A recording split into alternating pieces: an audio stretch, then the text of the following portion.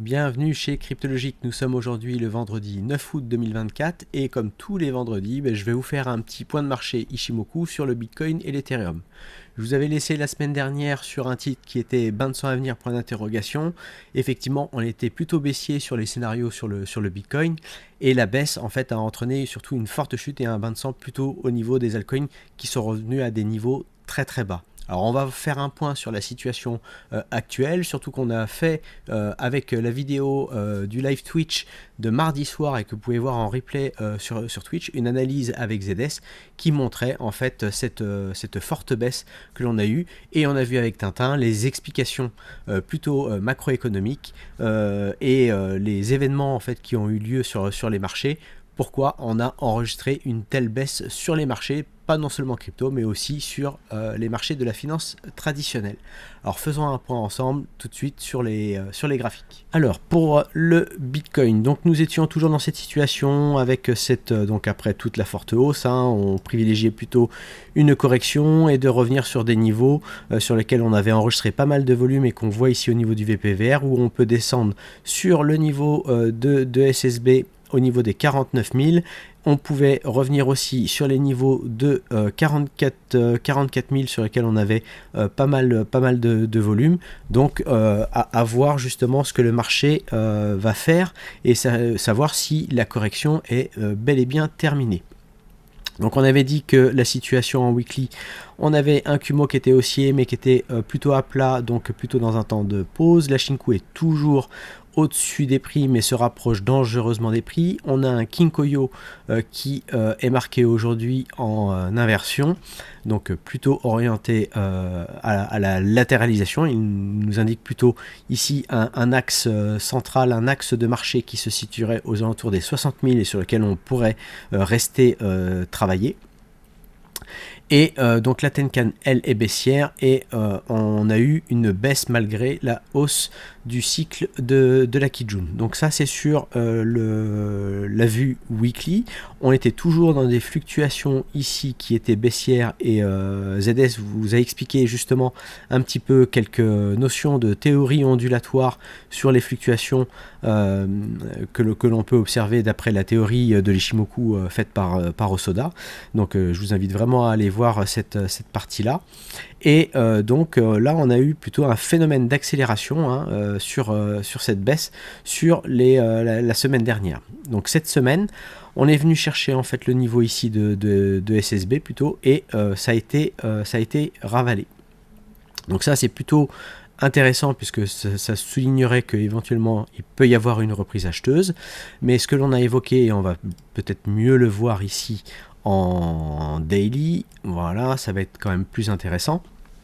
C'était que donc on est ici dans des structures qui ne font que des creux de plus en plus bas et des sommets de plus en plus bas.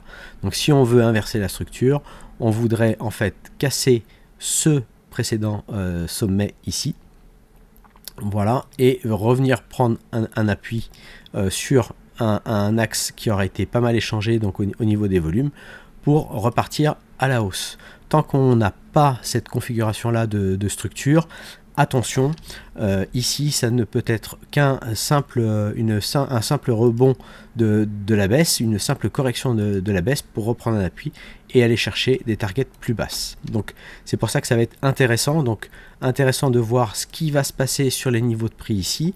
On voit quand même que le Bitcoin finalement en une journée a tout de même gagné. Alors on va regarder sur la journée d'hier, donc entre l'ouverture et même la clôture.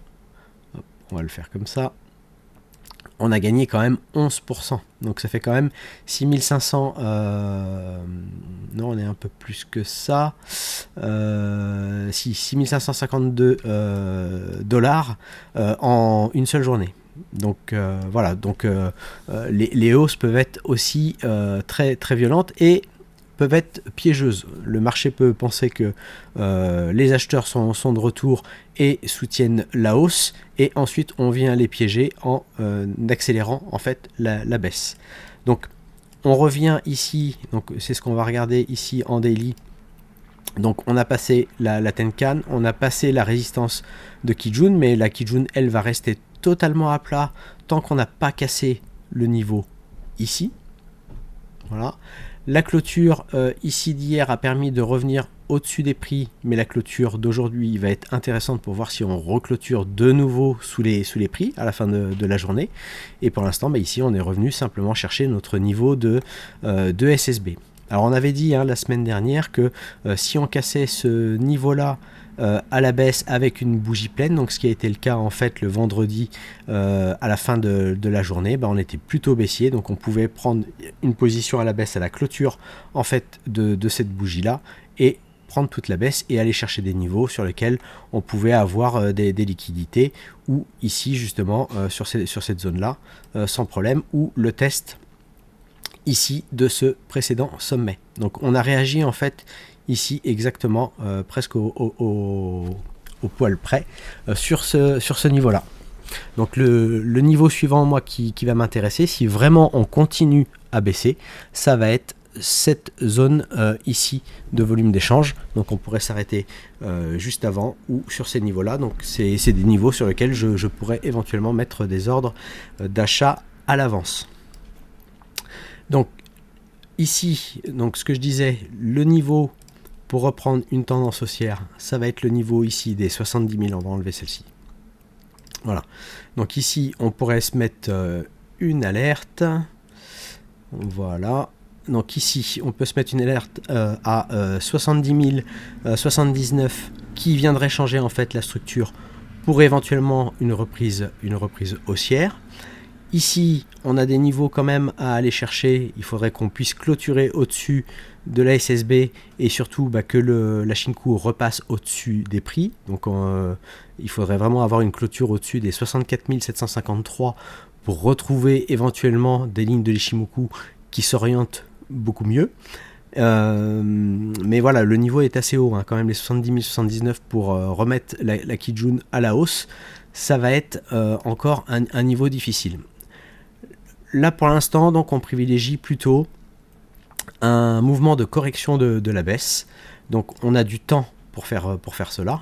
C'est-à-dire qu'on a jusqu'à lundi pour éventuellement remonter. Donc on peut très bien ici continuer à remonter jusqu'à cette date-là. Et après cette date ici du lundi 12, donc à partir de mardi, ça va être d'observer si on continue à monter ou si au contraire on descend. Et si on descend, soit on va revenir retravailler encore parce qu'on est quand même ici sur des niveaux qui sont quand même assez soutenus là au niveau de la clôture, soit on revient tester de nouveau les acheteurs qui ont fortement réagi. On voit d'ailleurs la grande bougie de volume ici qui a freiné le mouvement. Donc soit on revient dans cette zone là et on a une réaction et on continue de latéraliser, soit on casse le niveau après avoir épuisé les acheteurs et on va chercher des niveaux plus bas. Voilà, pour l'instant ici vous le voyez, les lignes sont toutes orientées en daily plutôt à la baisse. Donc en 4 heures, ce qui va nous intéresser, c'est d'étudier, ce qu'on a vu avec ZS, c'est d'étudier donc en fait la phase de retracement ici. Donc on va pouvoir la regarder et je vais afficher voilà ceci. Donc hop, ça on va l'enlever, ça on va mieux le caler comme ceci. Voilà, on le tracera peut-être un petit peu mieux en 4 heures, en 40 minutes si jamais on veut l'observer. Je vais zoomer ici. Voilà, donc on étudie en fait la phase de retracement pour voir quand est-ce qu'elle peut se terminer. Ici on a une target N qui est à 63 000, c'est-à-dire que pour l'instant on se situe dans ce cône de force entre la N et la E, donc on pourrait aller chercher les 63 000 et ou les 66 000, aller chercher cette target là. Donc continuer en fait ici ce mouvement-ci, on peut revenir éventuellement reprendre un appui ici au niveau de Tenkan et accélérer pour terminer ici le mouvement, ou aller chercher éventuellement une accélération pour aller chercher plus haut. Ensuite, ce qu'on va vouloir observer, donc ça ce sont des niveaux sur lesquels je m'attends à ce que le prix puisse vraiment aller les chercher. On a la Shinku qui est passée au-dessus des prix, la Kijun qui est à la hausse. On va avoir un croisement. On est dans une phase de croisement en fait haussier du Kumo, donc ça c'est plutôt intéressant. Mais voilà, on n'a pas encore la Kijun au niveau de la SSB. Donc ça va être très intéressant de voir si le prix ici s'éloigne des lignes de force et commence déjà à corriger, ou si le prix continue à accélérer pour aller chercher ses targets. Et à partir de là, donc ce qu'on va vraiment étudier, ça va être ce qui va se passer ici. Ce qui va se passer ici est le retour que l'on va avoir. Ce qu'on voudra, c'est ne pas casser en fait des niveaux bas, notamment les 54 000. Si on revient casser ici les 54 558, on va commencer à reprendre une dynamique baissière. Donc si la dynamique doit reprendre une hausse et aller chercher les 70 079, on va s'attendre à faire une correction, revenir prendre appui soit sur la Kijun, soit au niveau de SSB, pour ensuite partir à la hausse. Autre scénario, donc là un scénario plutôt baissier, c'est on revient et même on accélère et on vient chercher des niveaux plus bas comme ceci, on vient reprendre un appui ici et on va continuer ici la baisse. Donc ça je vais le mettre en rouge, voilà, comme ça vous allez comprendre, et ici on va le mettre en vert. Voilà, donc un scénario ici haussier, ce serait un retour en fait à l'équilibre pour reprendre une hausse, ou alors on casse les niveaux et on ne tient pas du tout la zone d'équilibre, hein, qui va se situer notamment à peu près, je pense, à peu près par ici, si jamais on atteignait par exemple cette zone là. Voilà, on va faire ici, si jamais on fait une target N, voilà, une target N nous renverrait environ sur une zone d'équilibre ici. Et si on traverse la zone d'équilibre et qu'on casse ce niveau-là, eh bien on pourrait faire une continuation baissière. Donc voilà, là je m'attends à ce qu'on retrace, qu'on aille chercher éventuellement la target N à 63 000.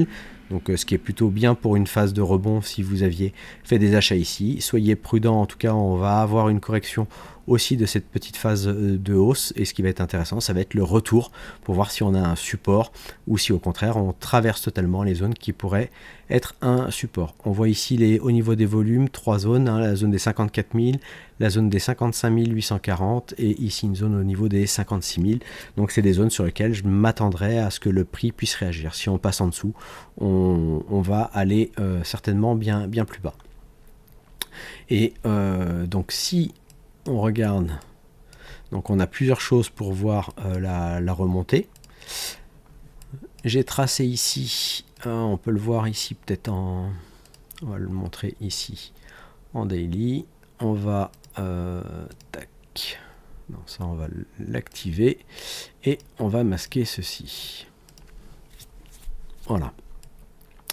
Donc là, pour l'instant, ici, je suis sur une ABC qui peut potentiellement remonter, trouver une résistance au niveau éventuellement des 65 000 si on va chercher cette target-ci. On est plutôt ici en accélération. Ce que je regardais, c'est éventuellement un point A différent, notamment peut-être ici, puisqu'on aurait une onde naturelle en 25. Donc, on pourrait avoir déjà atteint la target ici S et déjà corrigé, donc qui est arrivé assez tôt. Et ce qu'on va donc regarder maintenant, c'est si le point C ici est déjà marqué, c'est-à-dire que si ici on a fini la correction, eh bien ça voudrait dire que on viendrait faire, alors hop, voilà, on viendrait faire ici une A, B et ici une C. Et ici, on pourrait être dans un début de correction. Donc ce qui va nous importer, c'est vraiment de savoir si la phase de retracement est déjà terminée ou pas. Si jamais ici, je me replace en 4 heures pour qu'on puisse bien le voir. Voilà. Donc, on avait mis ceci. Voilà. Donc, si on vient terminer plutôt sur la target N et puis à cette échéance-là, donc du samedi, donc si on revient sur les 63 000 et qu'on corrige ensuite, bah voilà ensuite les lignes de force que l'on va chercher à observer.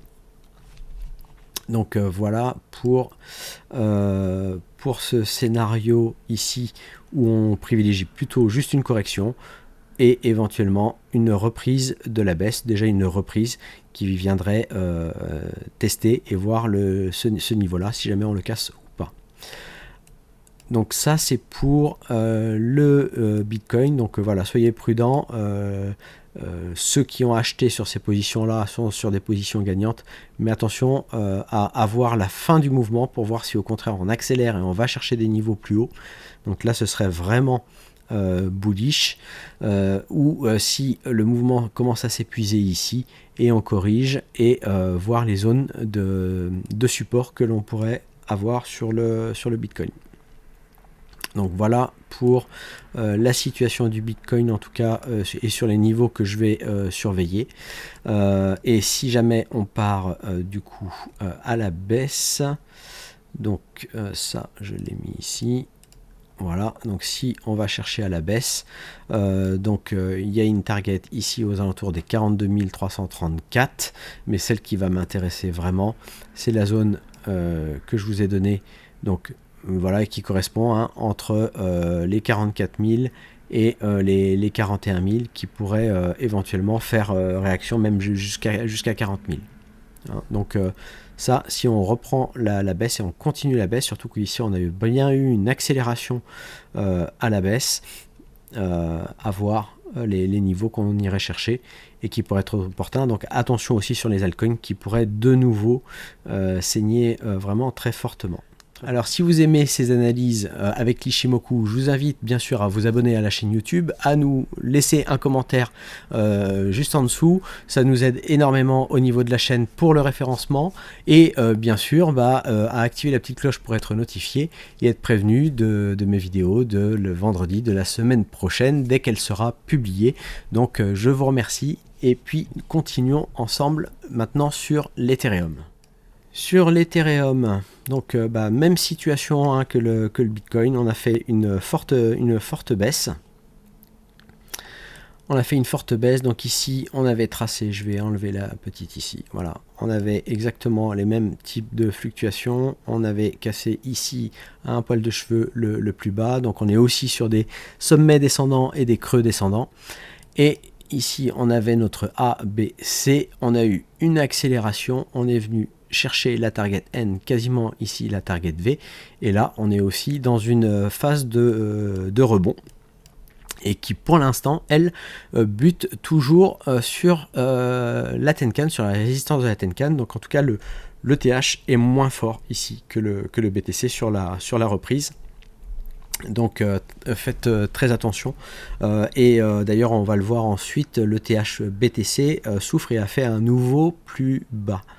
Donc j'avais tracé pour comprendre un petit peu le déroulement ici de cette fluctuation. On a atteint ici une target E, donc une target E voudrait dire qu'on reviendrait chercher éventuellement au maximum un équilibre sur la Kijun, donc aux alentours des 2800, entre 2810 et 2836, mais si on ne passe pas ici la Tenkan, on pourrait déjà en fait ici reprendre éventuellement une baisse, surtout si le Bitcoin lui corrige de son rebond d'hier. Donc voilà, on n'est pas revenu encore chercher ces niveaux-là, et ça va être intéressant aussi à observer. Donc là pour l'instant on n'a quand même pas beaucoup de bougies en daily, donc on peut très bien aussi avoir un mouvement qui fait ceci, et qui va terminer ensuite son mouvement pour aller chercher sa zone d'équilibre.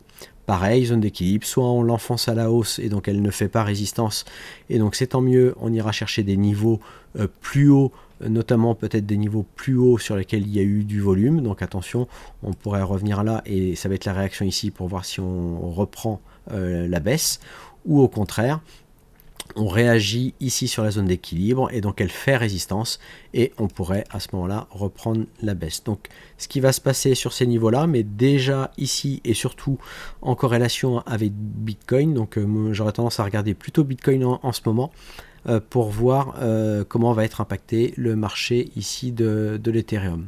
Donc pareil, hein, les niveaux vraiment au niveau alarme, pour venir changer vraiment la dynamique, ce serait les 3562, on en est très très loin pour un changement de structure à la hausse, et là on est clairement baissier. Alors les niveaux de volume, si jamais on devait observer les niveaux de volume sur lesquels on pourrait revenir, donc ce serait plutôt sur des zones qui ont été pas mal échangées. Donc on a effectivement ici la zone, et on avait la zone de rejet ici à 2138 qui a joué parce qu'on avait eu du volume. Attention, on a une zone aussi qui nous tend ensuite beaucoup plus les bras avec énormément de volume aux alentours des 1800 1900 dollars. Donc là on reviendrait quand même très très bas sur le marché de l'Ethereum, mais c'est quelque chose aussi d'envisageable. Donc voilà, soyez prudents. Pour l'instant, on ne fait que corriger cette vague A, B, C, qui ensuite a fait son point D, et ensuite on revient travailler l'équilibre ici. Qu'est-ce qu'on avait voilà.